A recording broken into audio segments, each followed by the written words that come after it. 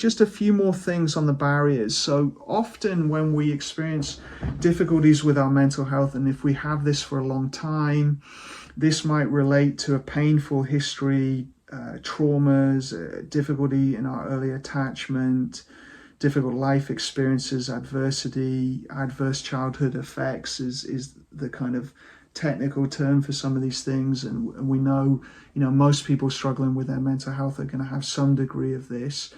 Well, if we've grown up in a place like that, we haven't always had these positive emotions nurtured. So we might struggle to really connect and allow ourselves to have these things. And there are lots of reasons why this happens, but some very simple ones are certainly if we've grown up in a traumatic environment, we haven't been able to trust just being playful and joyful as a kid and really getting comfortable with those positive emotions. We've been so threat focused, it hasn't been safe.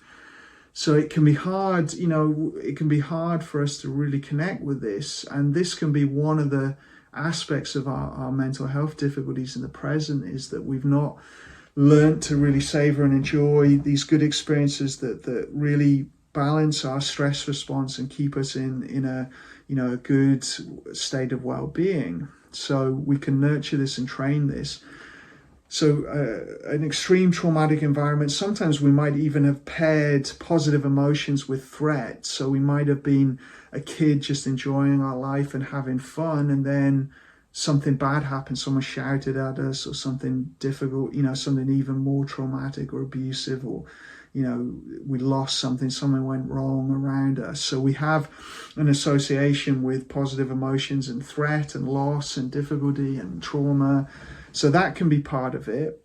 Sometimes it's not as severe as that. It's like every time we were a kid and we were getting excited, we were told to calm down, our parents or school or whatever. Whenever we were joyful and playful, we're going, calm down, you don't want to hurt yourself, or you don't want to do something embarrassing or whatever it might be. So we've been told to always regulate these things. We haven't had them up-regulated.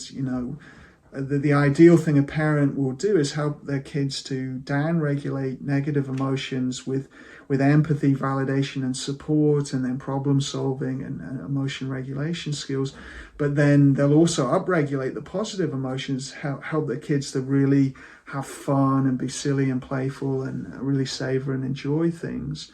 And if we haven't had any of that at an early stage, our mind might not be so comfortable with this, might be scared of this. There's also messages from society, self-messages. We might think we don't deserve to enjoy life. We've got to think about others all the time, or, we might think, we don't have time for that. We need to be focused on goals and achievement, and positive emotions are, a bit indulgent, something like that. When actually we know these positive emotions are the best thing for work, for life. They really promote flexibility and a broad ability to think creatively and problem solve, and have more resilience and be able to sustain us in work or difficult situations. So it's really ways of resourcing ourselves, but we can have these barriers due to our messages, and then our messages from our childhood or our past. There's also an aspect that it is just human to struggle with this. So we have a negativity bias. Our ancestors that survived were not the ones who were, in this expansive state of savoring and loving and looking at the beautiful, sunset and really taking it in. Those sort of ancestors would probably have been eaten by the predators very quickly. So our ancestors were more threat focused, more attending to difficulty and danger and threat.